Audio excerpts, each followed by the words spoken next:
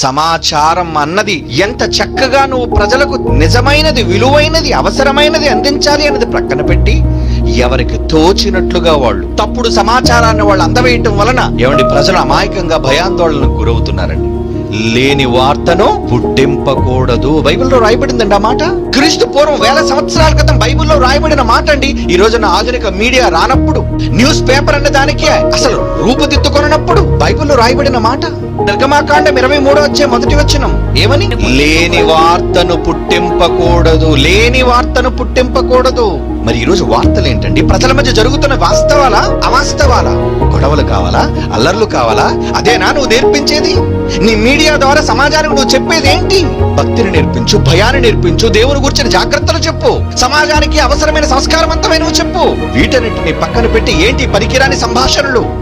చూడలేనివి, చెవులతో వినలేని దారుణాలు.